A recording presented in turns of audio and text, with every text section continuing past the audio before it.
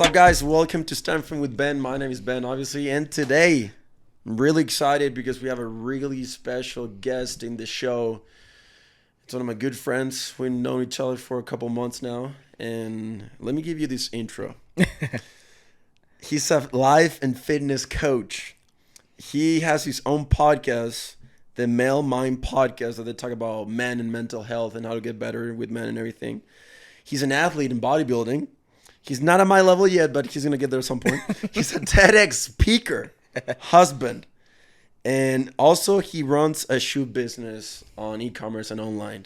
Ladies and gentlemen, Luis Peña, a.k.a. Luchito. How you doing, What's up, bro? How are you? That's a good intro. What do you think? It was. I liked it. You forgot to transform fitness. Oh, I didn't say it? No, it's fine. And he runs Transform Fitness, which is the main thing that you're doing right now. Yeah, that's my Which is main helping people business. in fitness, life, bodybuilding. You have athletes. You guys were competing a couple of weeks ago. Last week. Yeah, we was at a show last weekend. Yeah, so our job itself, I'm a nutritionist and dietitian.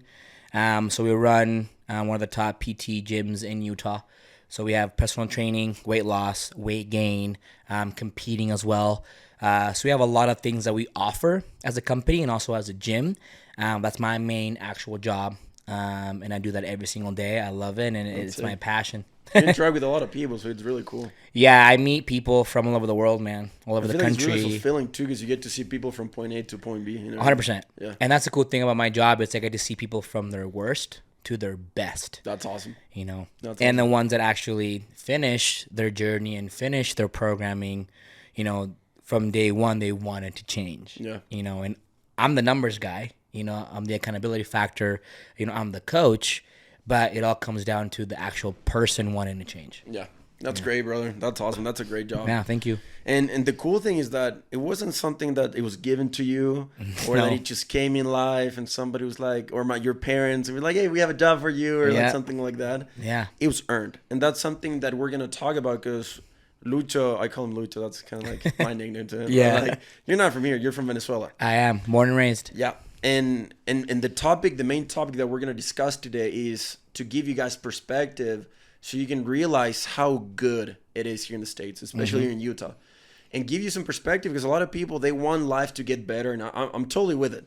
Like, we always want to get better and everything, but it could also be worse. And there's some gratitude factor that has to come in your life if you want more money, get better in life, physically, mentally, whatever. You have to realize where you are and have an abundance mindset and realize that life is really good sometimes. 100%. You know, and sometimes we don't appreciate. So I really want to talk about your story, where you're from, the way you were raised, coming to the States, the mental aspect, because like you're Latino, sometimes you don't have that entrepreneurial mindset or starting your own thing. So let's jump into it. When did you move to the States, brother? So I was about 9 years old. I was born in Venezuela, like, you know, we talked about. And my dad actually left Venezuela. And at the time, I didn't know that I had a dad. And which was really, really... Wait, at 9? Yeah, so my dad left when I was 1, maybe 2 years old to come to America, get a job, you know, get his papers and all that stuff. So I only saw him maybe once or twice. I knew I had a dad, but obviously I didn't realize he was in the States trying to make a future for me, you know. And that was the hardest thing for it. It was just me and my mom for, 10 years until he came back into my life. I was like, hey, we're moving to America. After 10 years? Yeah. Wow. Yeah. And people that know me know the story, but yeah, he was in and out of my life, and I'm a mama's boy to this day. Because I grew up with my mom, I live with my mom, I went through everything with my mom, and yeah, I didn't have anything growing up, man. We were in Venezuela, and a really small town. Give some perspective of the country and how things were back in Venezuela. Yeah, so that was before, obviously, Chavez took presidency back in 1998, 99. So it was just, we were poor. My mom had 2 or 3 jobs to keep food on the table. My dad was... siblings? At the time, I had 0. Oh, yeah, so I was the only child until I was about 16. Yeah, so my brothers are all American. I faced all of the... So you were the one that... That's crazy stuff, dude. Yeah, which we'll get into later. But yeah, so, I grew up in the streets, had a couple toys. I saw people get shanked. I saw gang members outside. and the rule that I was told that gang members can't touch kids. That's like a rule, right? I'm sure it's the same thing in Chile. Like kids are off. So that was really tough. I remember being 8 years old. There was a guy crossing the street and another guy chasing him, and the guy was going up the fence, and his hand got stuck in the railing. Because, in Latin countries, the fences have the little pointy stuff. Yeah, so you don't get in. Yeah. So his hand went through. The other guy shanked him from the back. And I'm like a 7-year-old kid, like looking at this. And the guy went and just kept going. I never saw him ever again. So stuff like that. Our soccer ball was a big old ball of newspaper in a bag. How simple and fun life was back then. It was amazing. You get to appreciate like the basic, most like simple things. Oh yeah, dude. Our baseball was newspaper in a sock, okay, wrapped up. We cut the top off, and we got black tape and tape it and make it really hard and dense. That was our baseball. We would hit beer caps with a broomstick to practice our baseball. You need some skills for that. Right? Yeah, it was tough. But things like that, man, like it was really we didn't have a lot, So my dad comes back in my life and was like, hey, like we're moving to America. Oh, awesome, completely different environment. We moved to Tampa for a couple months, and my dad actually became a chemical engineer. I'm here in Utah because he was getting his degree and all that stuff. So out of nowhere, I go from nothing to having an apartment in Tampa for a couple months. Then we moved to Utah. I was like, whoa, like white new language. We have white people. There's everything. I have McDonald's everywhere I go, But yeah, I came to Utah. And then, I learned English in literally like 5 months. I was a very, very smart kid. Did you do high school and all of that? Yeah. So I came in 5th grade. And then from 5th all the way through high school, obviously college. So I learned English. I was trying to figure out who I was, and I got bullied a little bit. I was the Mexican, and obviously I wasn't.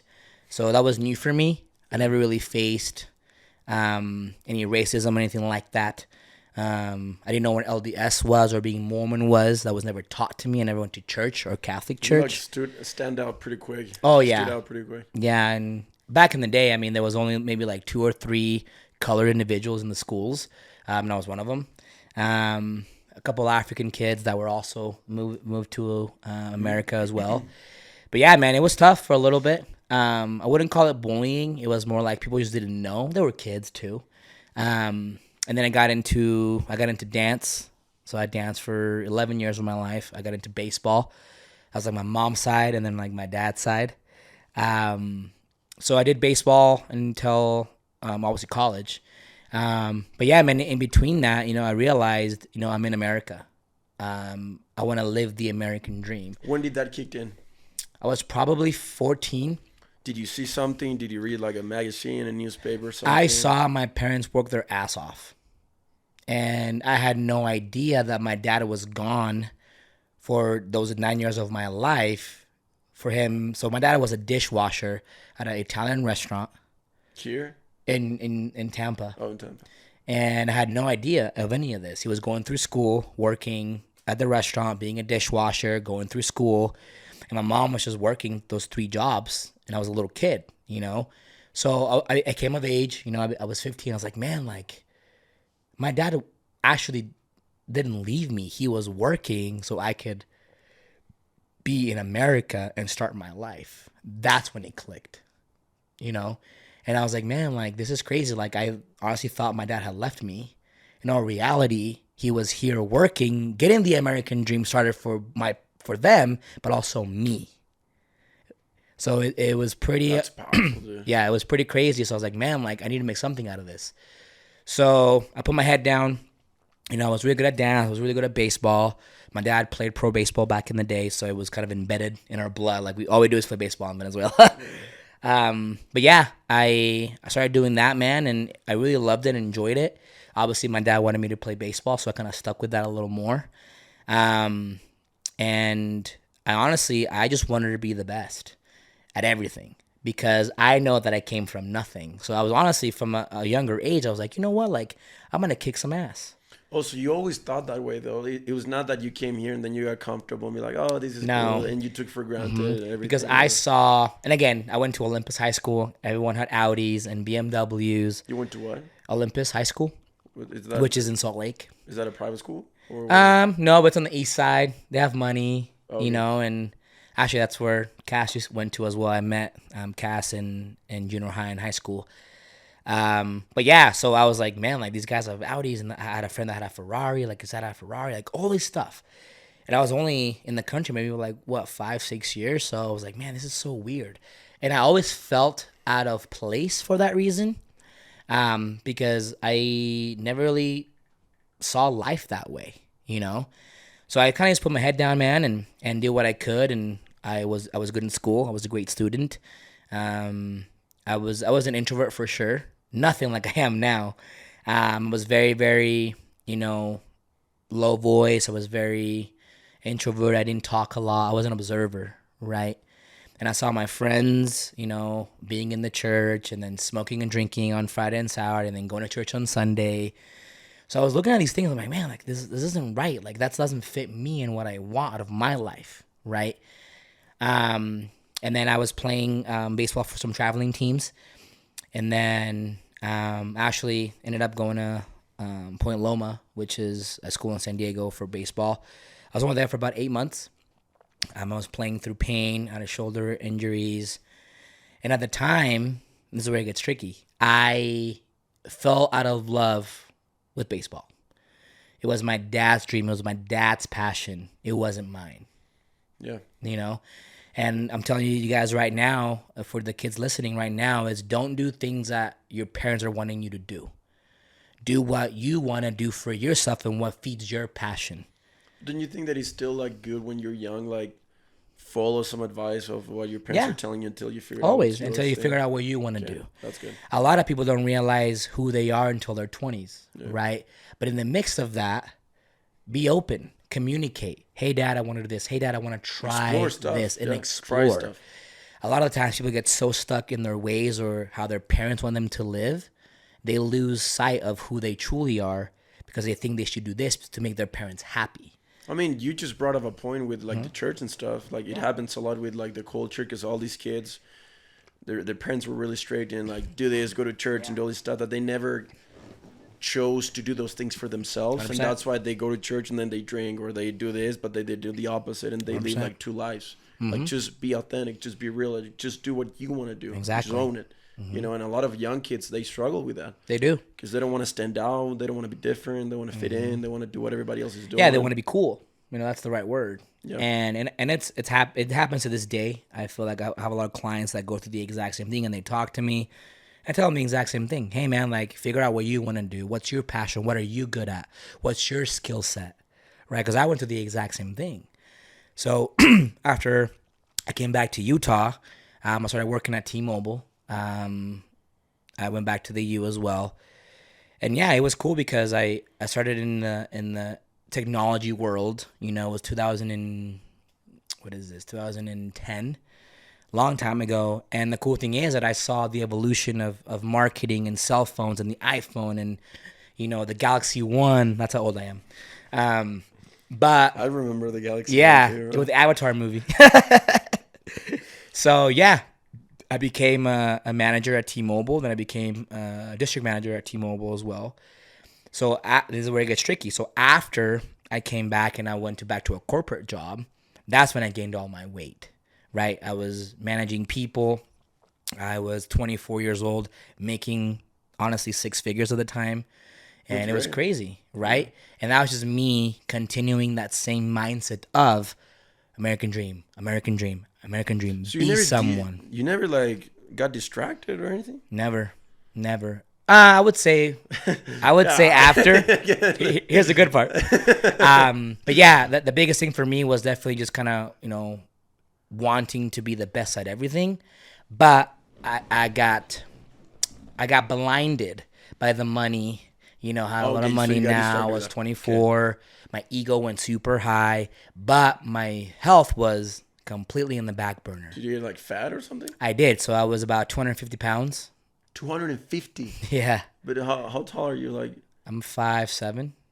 Yeah, so you could tell I was a big boy. You're a big dude. Yeah, Okay. yeah. So I was 250 working at T-Mobile, and honestly, man, he came I down want to to. see a picture. We'll put it up. We'll put it up on the screen. But yeah, I went to the doctor, and he said you're pre-diabetic. You have ulcers in your stomach. Like, you're in bad shape. Like, if you don't fix this right now, we might need to, get you a medicine and stuff like that. And here I am, 24 years old. Like, what the hell? Yeah. And again, man, that was a big turning point in my life. I quit the next week.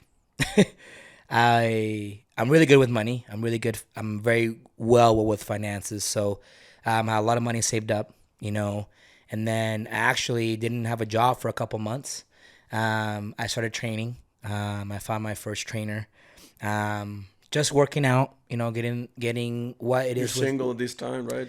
You haven't. Actually, well, I was single, yeah, at that time. And then I was, from 24 to 25. That 6 month to a year mark was probably the biggest life changing for me. I didn't hang out with anybody. I read probably over 10 books, self-awareness books, self-finding books. You said 26? 24 to 25. Yeah, so 2014, 2015. Okay. I lost 80 pounds. I started getting in shape, obviously.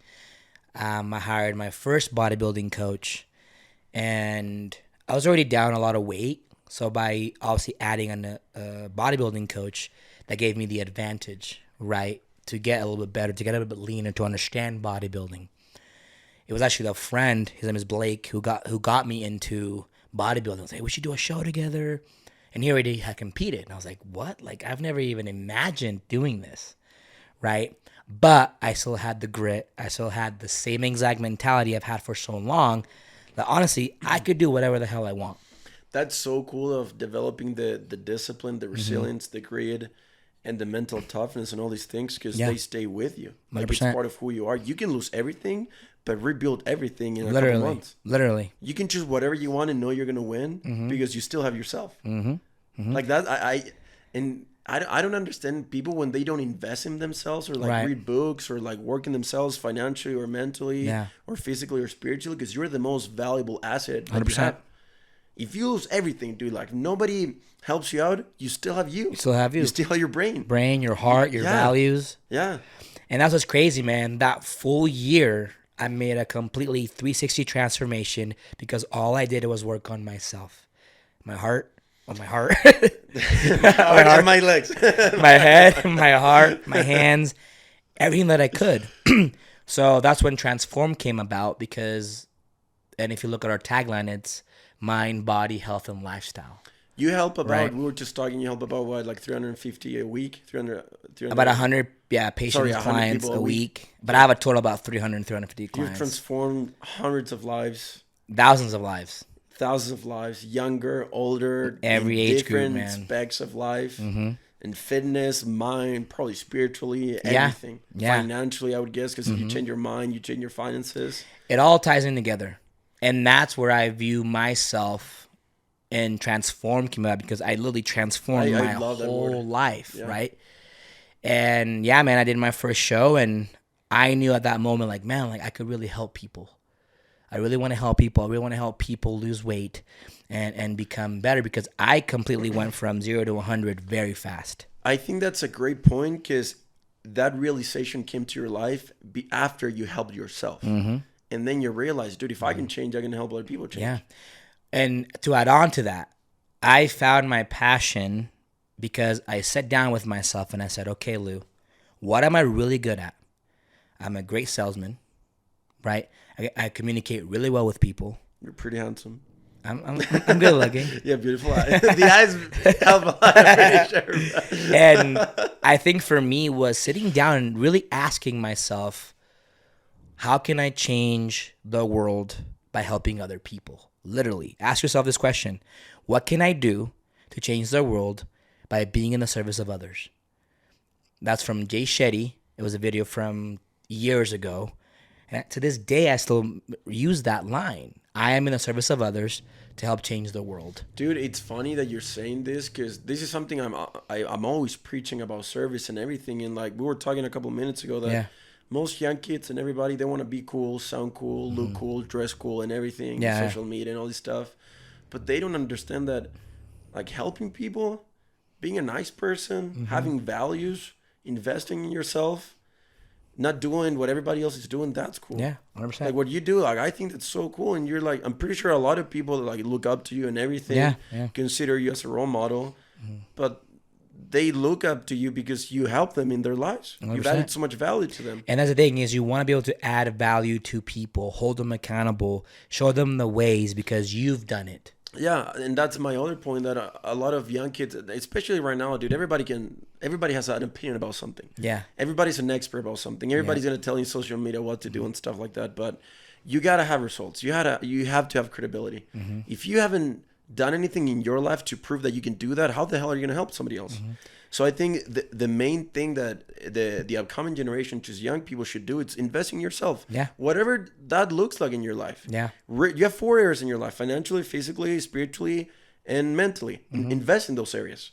Reading books mentally, getting in better shape, making money, developing a better relationship with God, and doing all these things. I mean, that's the first thing that you did. Exactly. You know? And it all came in different sections. Yeah, it's a process for sure. For me, it was physical, and then emotional, and then mental, and then became all the success. And this is where the story kind of does a little curveball, because I started winning shows. I was looking really good. Social media was just barely popping in 2015. You know, I was modeling, I was competing, I was doing magazine stuff. Like, I blew up pretty fast. And behind the scenes, I was getting my certifications. I was going to school for all this stuff. So I was doing a lot, and I definitely let my ego get in the way. You know, I was using social media for women, and trying to make myself feel good, because now I'm in this new body. I'm this new person, right? I have never been able to pull girls or have social media. So that's when my life kind of took a turn and shift. Really? Yeah. And I mean, everyone knows it. I mean, it's all over, online, and that's where kind of the ego came, just because it was really hard for me to look back and say, you need to go back to Luis. I was being Gucci. My therapist calls it Gucci. There's Luis and there's Gucci, right? And if you guys are ever in therapy, or you have gone through a mental, situation in life, you have to kind of find ways of how to find who you truly are. So Luis was the poor kid from Venezuela, had nothing, go-getter, all this stuff. And then there was Gucci, who was the bodybuilder, the entrepreneur. I was modeling, I was doing all this cool stuff. And Gucci was winning for a long time, right? And that's when I had to, again, pull myself back and say, man, what are you doing? What are you actually doing with your life? Because you're a lot better than this, right? You let your dark side take over. Exactly. And this is something I talk about a lot, because everybody has their dark side.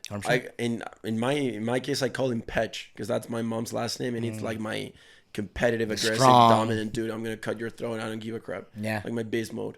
And then you have Ben, which is the nice dude, friendly guy, joking around. You get it. If you can learn how to turn it on and off, because I think the problem came that you let that dude take over for too long. Exactly. And it's like an addiction, because you just want to win, be the best, just dominate, just let it loose like a dog. Yeah. But you got to learn how to control it. And that's exactly what happened. But like deep down, you got to like understand that dark side is the dude that helped you overcome so much. Because you knew how to get him out when you needed to perform. Exactly. And that's now. I'm a fucking sorry. I'm a savage when it comes to everything I do. Like, for example, with your wife, Gucci cannot be there when he Luis. No, exactly. And that's exactly what my point is it got to a point where I had to, again, come back down, from my cloud and realize, like, okay, Lou, like, who are you? Because we were winning shows, the business was thriving, and I grew pretty fast. Me and my mentor, Mike Manfrey. But what was the bad thing? You were just having like fights with people, like arguments. I wasn't as kind. I did cheat on Cass with a different female. So that's what kind of got me to be like, okay. Oh, you like, were married at the time, or you were dating? I wasn't married at the time. Oh, you were dating? Yeah, we were dating. And that's where kind of my life took a spiral because a lot of people knew I'm around a lot of people, right? And obviously infidelity is wrong. Especially right? like in the fitness industry, which is Yeah. And everyone knew who I was. Everyone knew who Cass was. Cass owns a business with me. So that took a huge toll on me. Obviously my marriage, my relationship, my friends that were around me as well. And that was the biggest thing, man. I really had to I stopped everything. I went right back to square one because I let fame, money, social media, all these things that have no meaning take over. The true meaning was who I was as a person, my value to others, helping other people succeed, and keeping Luis at a level. But dude, this point is so crucial because like all these young kids, they want that. Exactly. They want the fame, the money, the likes on social media, and everything. But they don't understand that. That means nothing, bro. Like that is nothing in your life. It's not fulfilling. It's not. It Because might be fun, but fun is here. Yeah. Fulfillment is right here. 100%. And that's the biggest thing. And if you actually scroll back through my social media, it's so different from then to now, right? I mean, it's been, 4 years, 5 years? And it's different because I had to really lock in to who I truly was and who I wanted to be seen as, right? And it took a while, man. It was tough. I went back to therapy. I still have the same therapist that I've had for a while. And that really made a turning point where I could find myself in a balance where Gucci was never overstepping what Luis truly wanted to do, right? And then COVID happened. That was a really big thing because we actually opened up our new gym through COVID. I had money, everything was set. I was like, we're not stopping. I didn't lose one client over COVID. You know what I did? I was doing, instead of training people every day, I was doing Zoom calls every single day. Like they were coming to train. No, hey, we're going to go on Zoom calls, go over your diet plan. Nothing's going to change. I just can't see you, but I'm going to work on this. We're going to work on the food plan. We had trainings online on Zoom. And then by October, we bought the new building that we're at now, that you've been to. And then we kept trainings back and up and going. Nothing changed during COVID. Dude, this is so cool because we're in a business mastermind with Tony Robbins, and something that he was talking about is that the most successful people financially, like all the multimillionaires right now, they were made in winter. Yeah. It's where people start like, oh, it's not the season, we're gonna like get our food out of the gas. We're gonna chill. We're gonna like save money. But he's like, no, dude, that's where you have to push harder. Because if you can thrive in bad times, when good times come, you're gonna be dominating the whole industry. Yeah, that's crazy. And I agree. That's a great example in entrepreneurship for sure. And that goes back to that savage mode, that work, grind, kill, right? Yeah. And yeah, man, I never stopped because at the time, now we're fast forwarding a couple of years. It was me and Cass. We had 7 trainers at the time. We're like, okay, like now we have employees. Now we have athletes. Now we're competing. And I stopped competing for that reason because it got to a point where I was doing way too much. And it's like, now you got to help other people. Yeah. I was losing myself because I still wanted to compete. I still wanted to look good. And yeah, I was on steroids and all this stuff. And again, I had to sit back and say, what are you truly doing? What is your purpose and passion here? You want to compete and be on social media and do all this stuff? I wasn't being fulfilled. So I took a big step back for myself because I was doing cardio, training, gym. It was eat, breathe, sleep, fitness, right? Yeah. So what did I do? I took a step back and said, you know what? I'm going to coach now and have more time with my wife and some more time with her and not focus so much on me. Because when I focus so much on me, you lose everything else on top of that, right? So the biggest thing for me was definitely understanding that pull back, reset, reinvent, because I couldn't do it all. My line was very, very thin, right? I pulled back, business grew another 40%.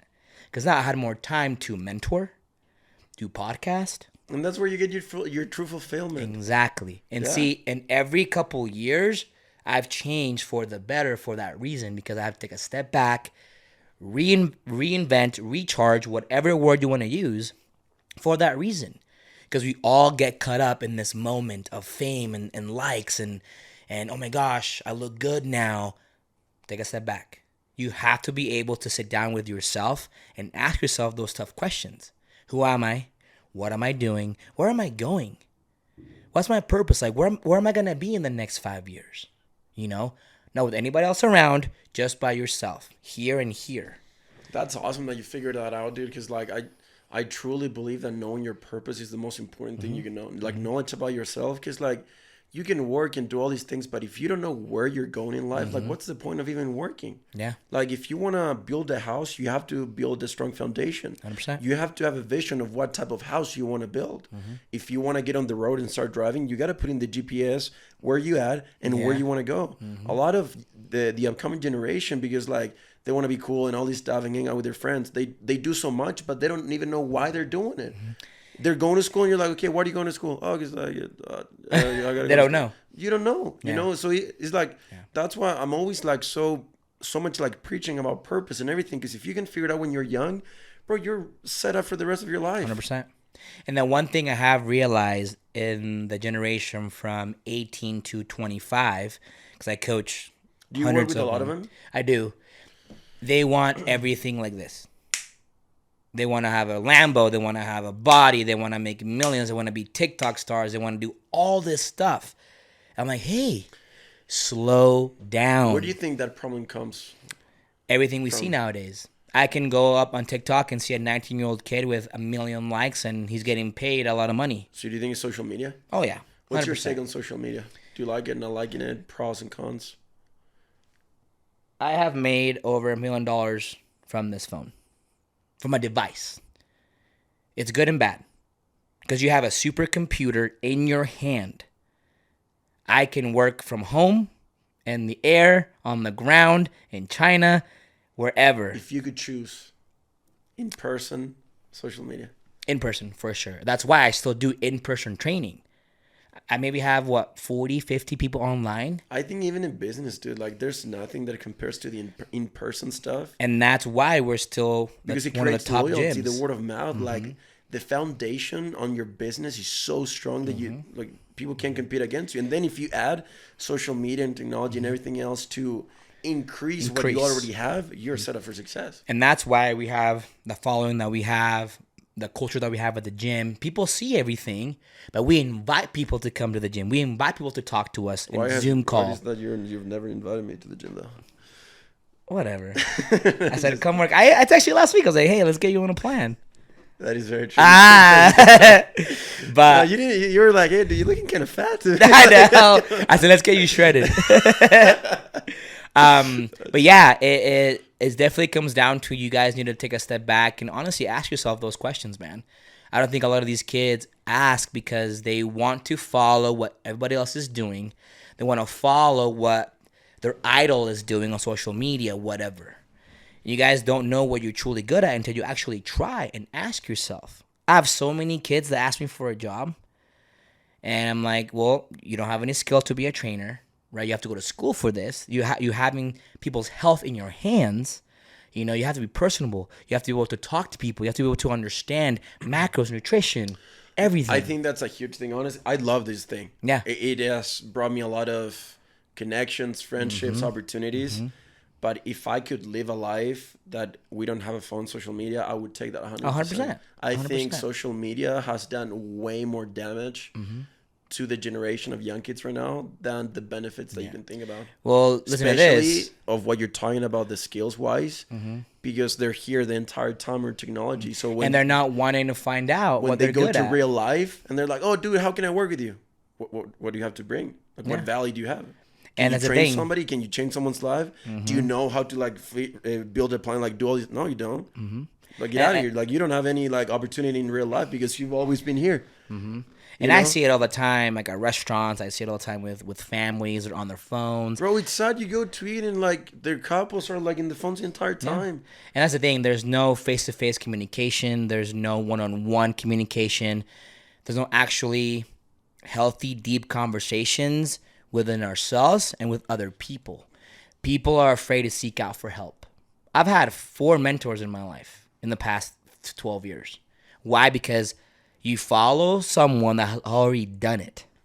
It's a ripple effect, right? I had this mentor, this mentor, this mentor. Then I started helping people back and forth. They start helping people. That's the idea. And dude, there's power in proximity. It's so cool because like a couple of years ago, my conversations with my circle of people was like, dude, what are we like doing? You want to hang out? Let's go on the weekends. Dude, let's go to like a party and stuff. My conversations with my friend, and it was yesterday with like my entrepreneur friends and everything. It was like, dude, I gotta make 10 million a year. I gotta figure it out, all this stuff. It's crazy. I'm building a business. Dude, I got this dude. He's like 39. He built a really successful. Do you know Dude Wipes?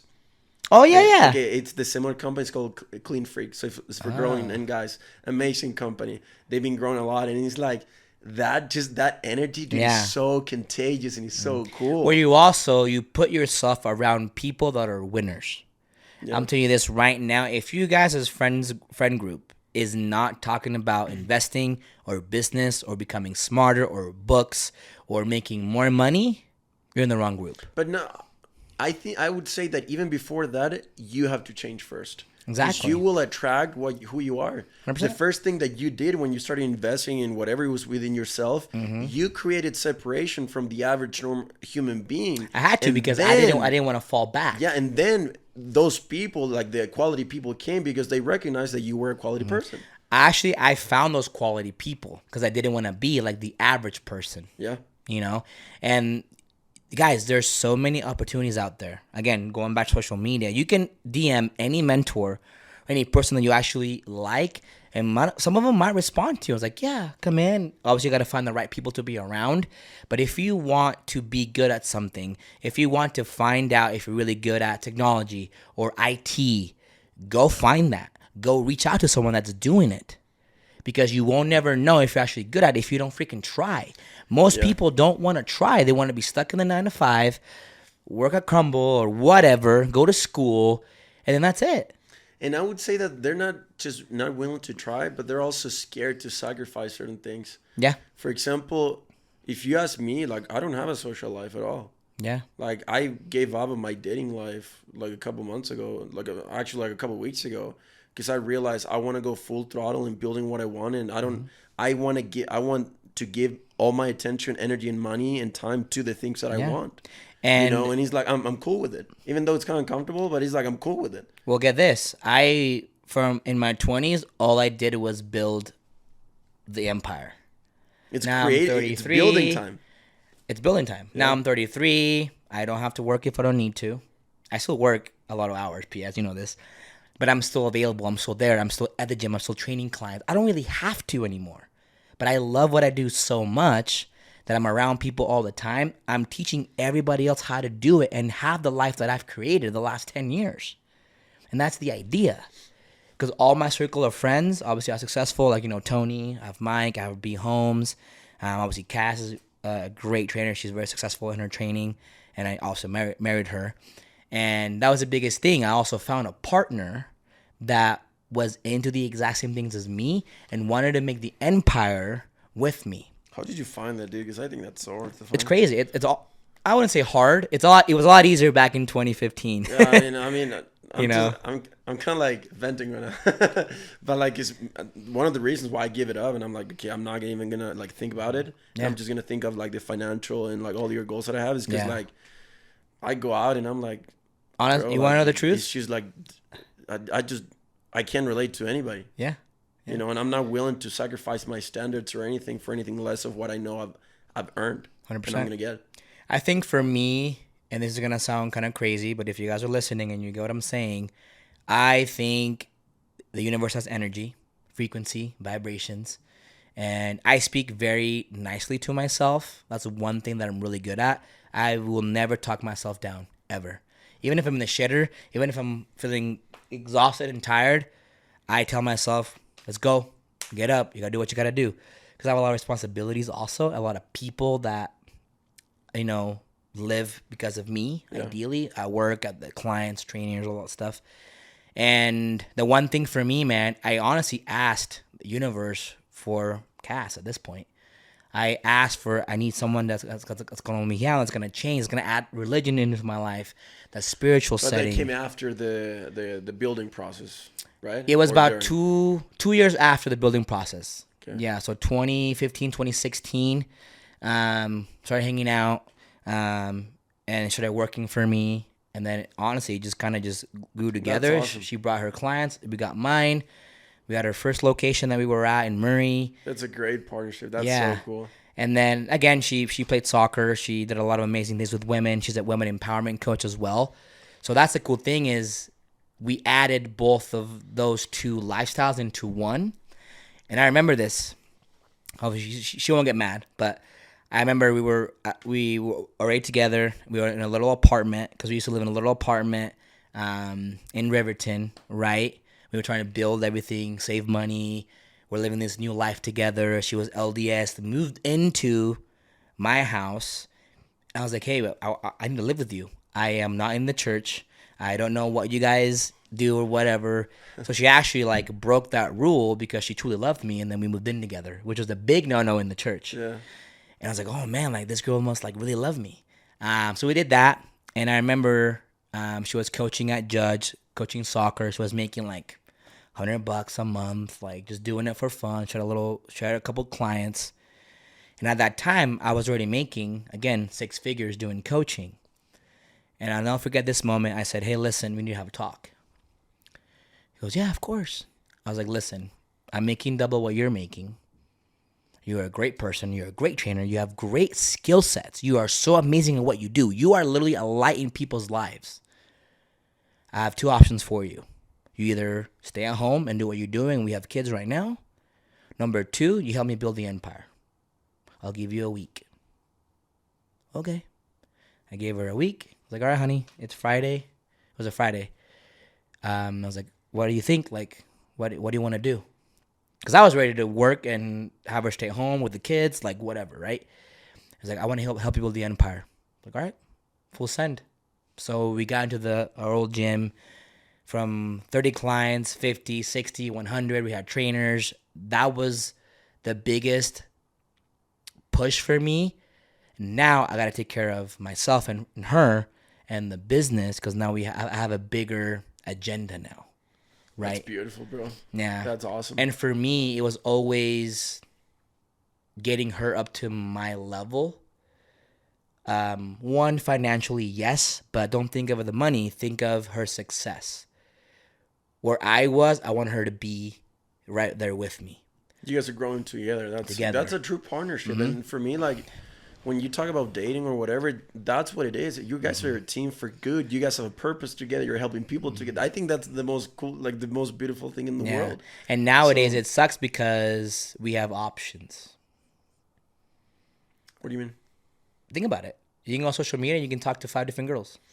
I actually wanted to talk about this because a lot of kids that I talk to, they struggle with that because they're not willing to sacrifice the girls thing to start building, and then once they figure out their purpose and where they're going, they add somebody to their lives. They want the reverse thing. I want to get the girl and then do something, but it doesn't work like that. It's completely backwards. So again, from an old man, the biggest thing you can do is work on you, build your platform, build your marketing, build your dream job, build it from the ground up, right? Work at it every single day, 6 months, a year, 2 years, whatever that is. You men aren't actually ready to commit to a female unless they're actually mature to handle a female, right? So I tell my people from 20 to 25, you're in the searching mode. Who am I? What am I going to do? I have this job. I'm going to school. You're trying to figure out who you really are, right?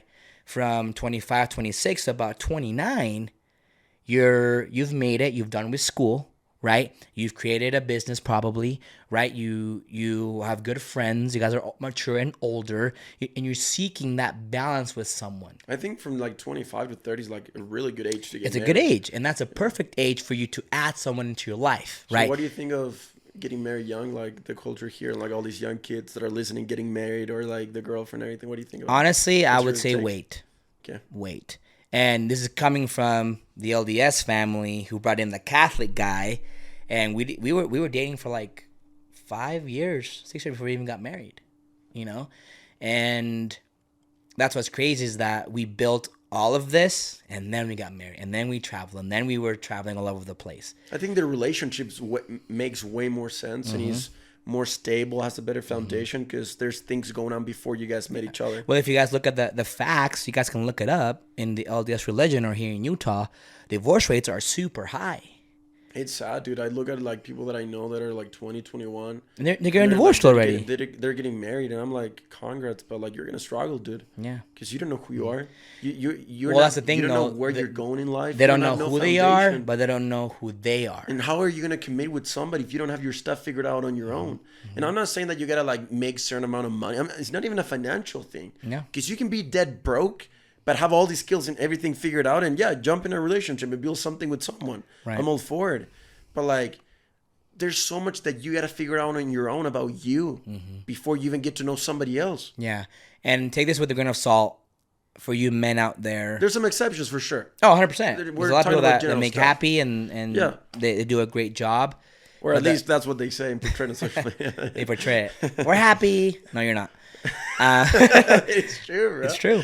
But the biggest thing, man, is you want to be able to get to a point where you're adding value to a woman. You're adding value to your partner. And that comes in both ways.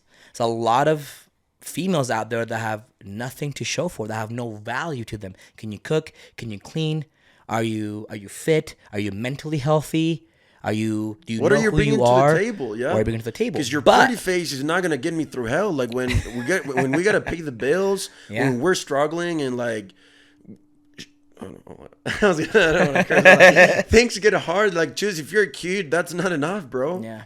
Like, you have multiple areas. You're not just your body or your face. You're everything. You have finances. You have mental aspect. You have emotions. You have a relationship with God. There's so much more than just that. And that's why a lot of people won't commit because they can't find that in someone, right?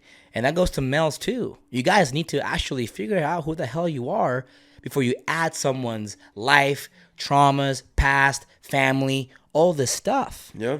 If you truly know who you are, where you stand, man, we can talk about this for days, but your goals, your mentality, like you said, spiritually, mentally, emotionally, all those things tie together to who you are. If you're set and you know who you are and you're set on who you are, you're going to attract a lot more people. Not just females, people, right? I attract a lot of people because I know who I am from the freaking core. Yeah, I think dating is a huge one, bro. And I'm glad because this is really good advice. Because, I think waiting and figuring this thing out and establishing a good individual foundation is And also, man, insane. like, don't even look for it. Someone is going to come. You can ask for it. You know, sit down when you pray or whatever that is, whatever, you choose to do. Ask. I want to be married. I want to have a family. I want to have all of this. And what's crazy is that everything I've had, I've thought it, I've talked it. 6 months, 5 months later, I have it. I'm a true believer in the law of attraction, manifestation. Like, wait, were you talking about my truck? I think it's the same thing. I saw a picture of like the new truck, the F-150s, right? It's like, oh, that's freaking dope. Like, I want that. Boom. Boom. I told Cass. Boom. Boom. I told one of my best friends. Boom. And within 4 months, I had it. No, I think it's huge because like I truly believe that God created certain laws that control the universe and how we live in this world. And if you can freaking see it, it can happen. Thoughts or things. Thoughts are things. Yeah. Same thing with my body too. But this is the same thing. Like a lot of people, because you have two things. You create either by default or design. Yeah. And a lot of people create by default. But the cool thing is that if you know who you are, your purpose, and what you want to do in life, it's way better to create because you already have a vision of of the life that you want. Exactly. So you can apply the law of attraction and manifestation and visualization and everything in a more effective and powerful way. And see to how truly get what you want and you're aligned. And all connects and alignment. Yeah. I talked about it with Tony. My freaking reel went viral, which is super cool. That I want everybody to live in alignment, right? And in balance, right? And you see me, you know how I live. You've seen my everything that I do. Everything that I do is so intentional. It's wild. From my shoes to my socks to my foot to everything, right? When I work, you're like my all clients, matching. Yeah, I know you're like that. Yeah. And with my clients, with every macro, with every fat, with every calorie at home, I do my bed every single morning to this day. I make my bed at home every day. Ask Cass, who makes the bed? Lou, right? how my dogs are, and our house is super clean. And it's cool because I embedded my big values and my likes with Cass's values and likes. And like we were talking in the car, like I went to Catholic church maybe like twice in my life. I went to more LDS church as a teenager with my friends, and as an adult, and that's where I found some type of spirituality in my life. Does that make sense? Yeah. And again, I call it the realms of transformation. You have to have, mental transformation, physical transformation, emotional transformation, spiritual transformation, and financial transformation, right? And that's how I see my perspective.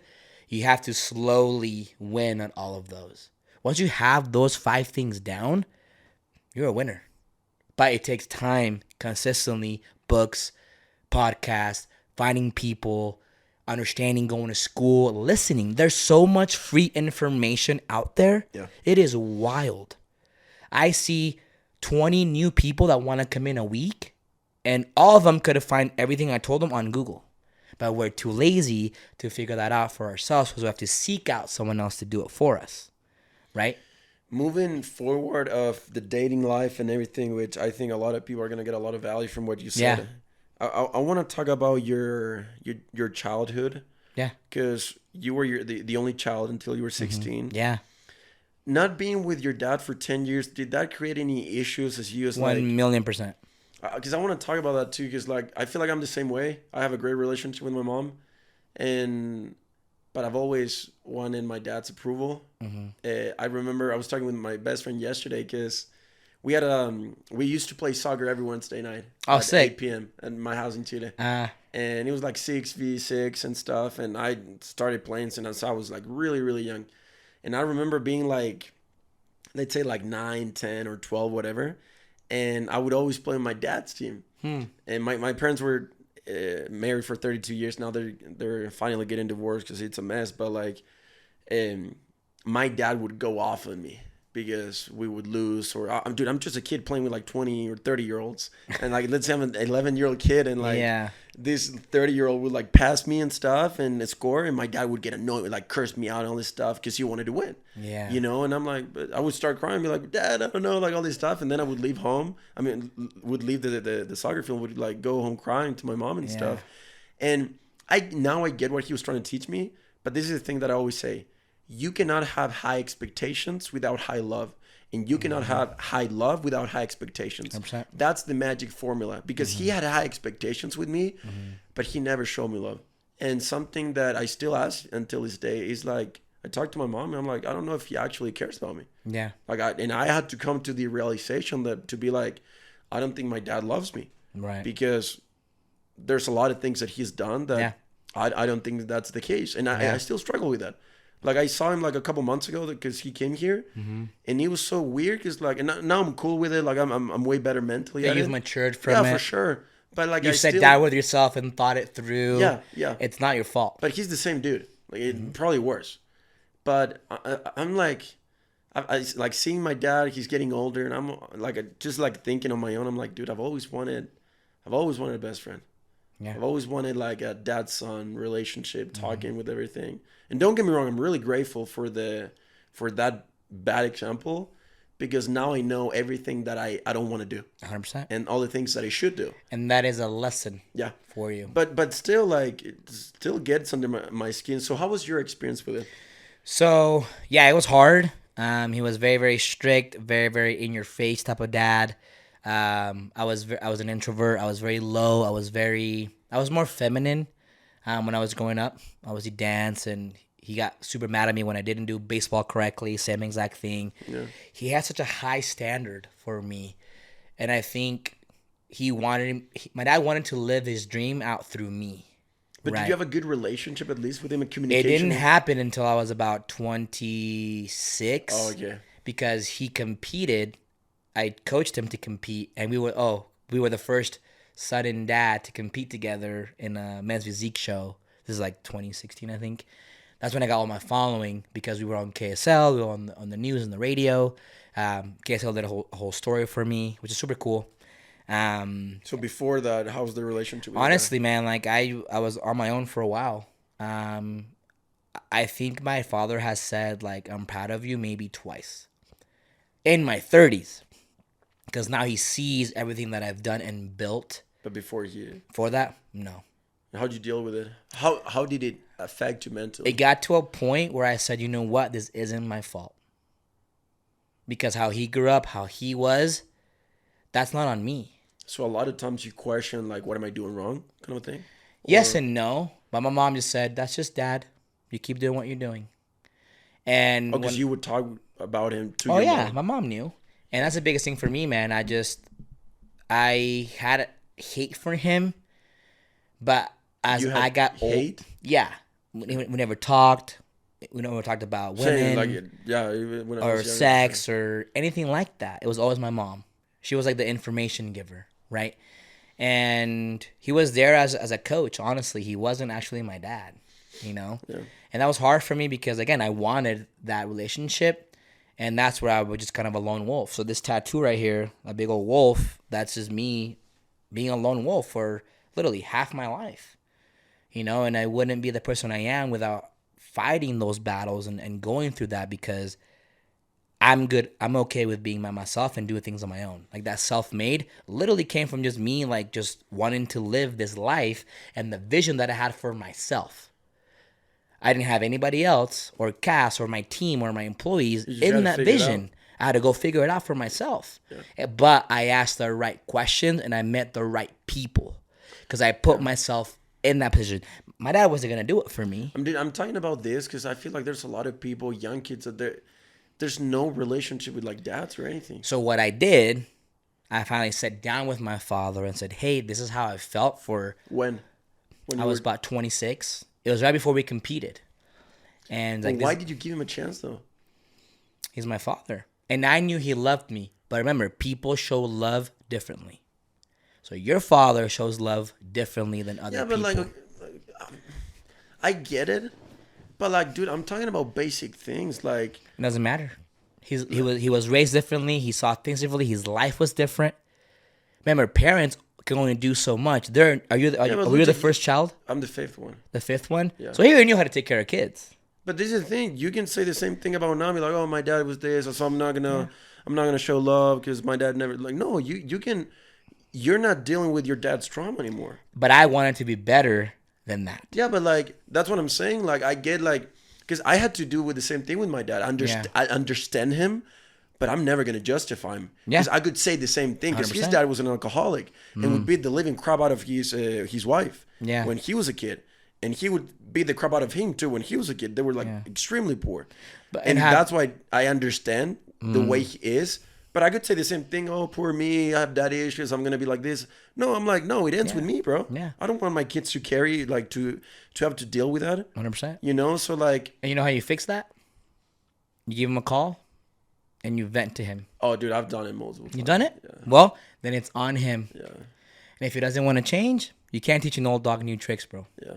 I've done it. That's the hard part in my side because, like, I've been really involved. So that's the thing. I've wanted my dad a lot, and I've had a lot of conversations with him, and it doesn't go anywher. No, right?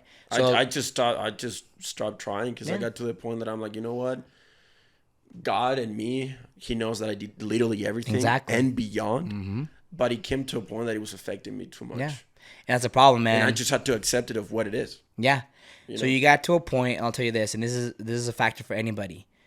If you know that you gave 100% towards something, a person, a parent, a girlfriend, boyfriend, you know you gave 100% and you know this and God knows this, you can walk away free. Oh, I'm really free about it. What I'm saying? I actually, so in 2021, well, let me give you a little bit of a background. He's, like, really abusive. Abused my mom for, like, 32 years, verbally, mentally. Right. Like,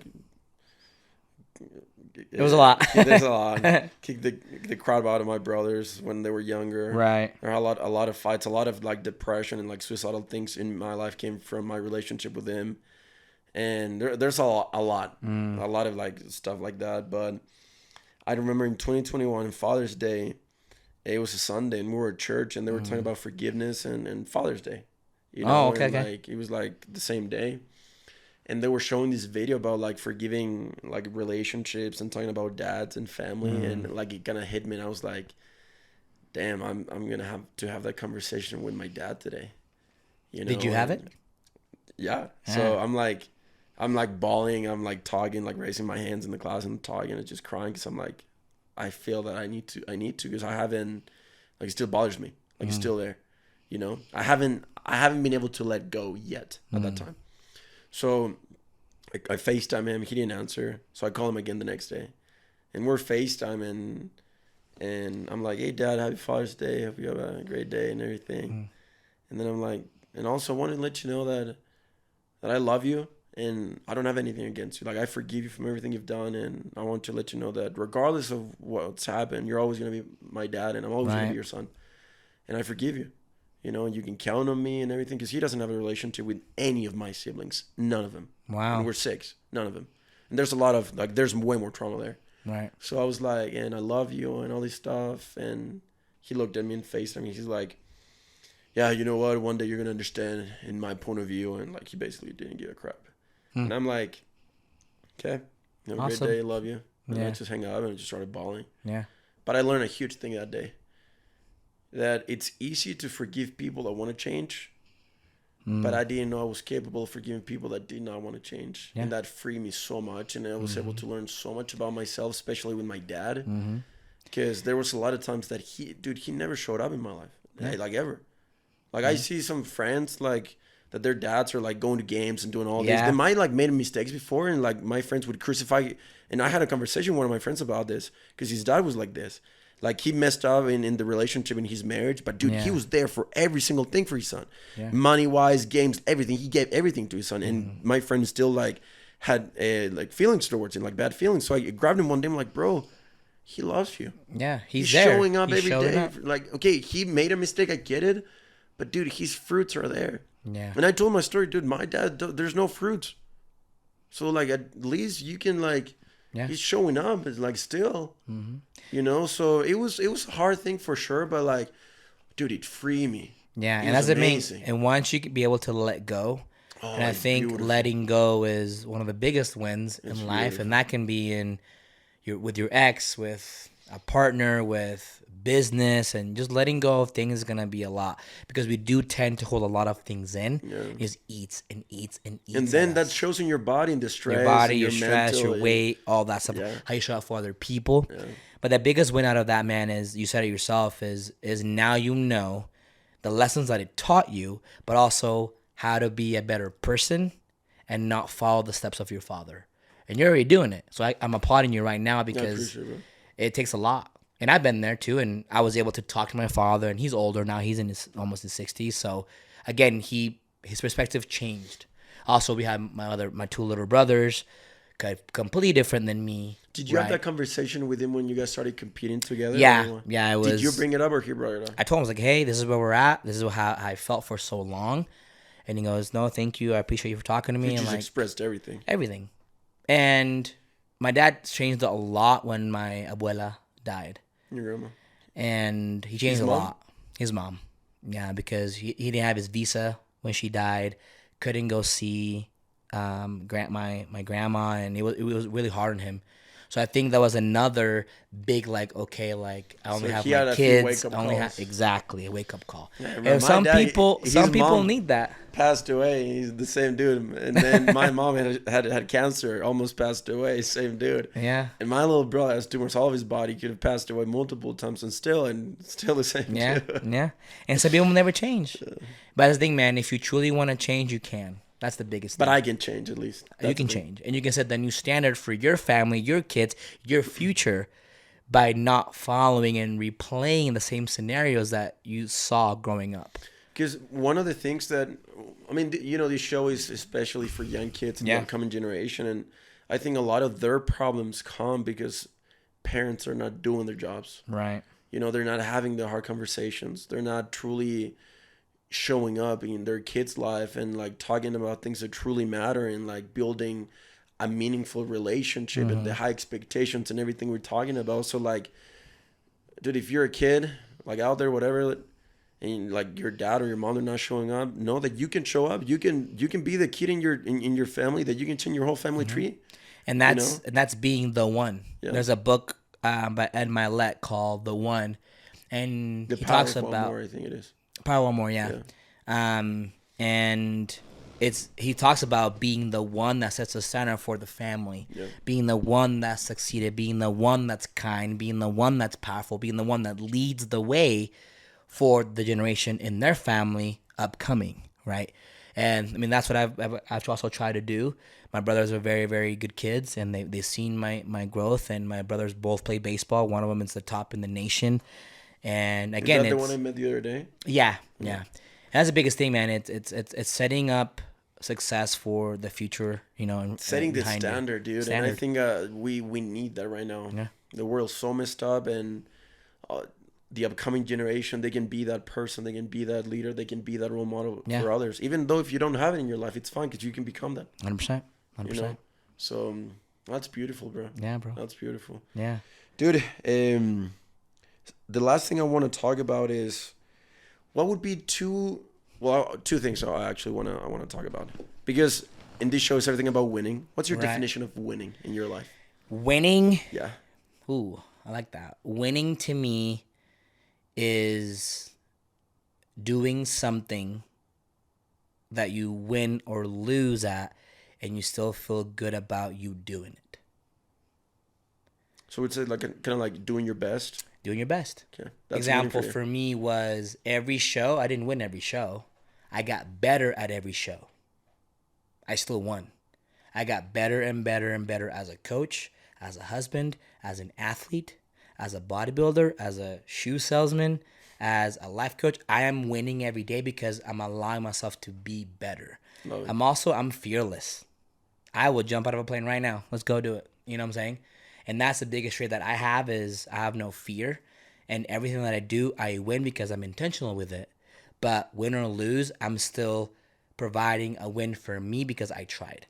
And you're going to learn something from it, too. Every single time. That's awesome. I really like the definition. What is one or two advice that you would give to a 16, 18-year-old kid listening to you right now? Read books. Self-awareness books, mental books, monk books. Be closer to yourself. Do you have any recommendations? Oh, I have The Power of One. We just talked about that one. One more by Ed Milet. Jay Shetty, 8 Rules of Love. That's a good one. Which one? 8 Rules of Love. 8 Rules of Love. Yeah, or Rules of Love, I think. Jay Shetty, Think Like a Monk. Rich Dad, Poor Dad. Really great book. Man, I have so many. Why would your last advice be about reading books? Why is that so meaningful? Because we need to be able to expand the mind. A lot of we're so closed in to our phone and we're just looking at it for other people. We're not looking at ourselves and our potential and our grind and our growth and our full potential to the future. And I think expanding our brains and being mentally strong helps us navigate through everything. We want to be able to be aligned with all that stuff. You can't be aligned with everything you do without having mental toughness, right?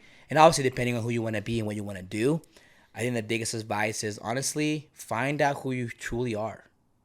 And in therapy or in life coaching, we talk about being an onion.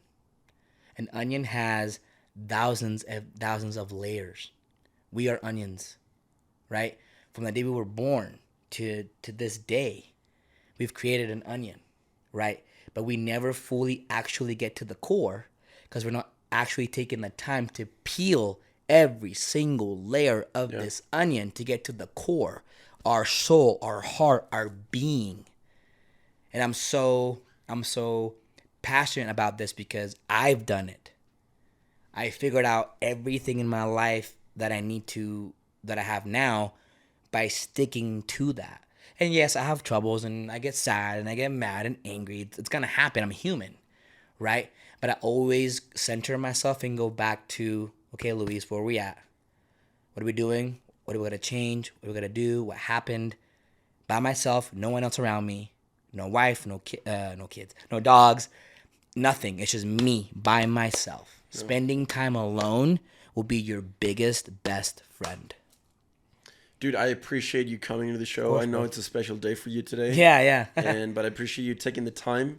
And something I wanna compliment you in public for this is that it's hard to find people that truly and genuinely care about others, and you made your life on earth and your purpose and your job and your career and everything to care about other people. Yeah. So I think from all the traits that you have, I think that's the biggest one. Thank you, brother. That you truly care, and I think it's admirable. So I really appreciate that, and thank you for taking the time, and even in a special day. Yeah. Because again, you took your time because you care. Yeah, of course. Know? So guys, there's gonna be a lot of value here. Amazing story. Follow me on Instagram. We're gonna put like his handle and everything. So yeah, thank you for coming, bro. Of course, man. Thank you guys, and again for the listeners out there, stay on your grind. Don't let this world that we live in create your world. You create your world. Yeah, love it, brother. Thanks, guys. Stay tuned for more. See you guys later. Guys.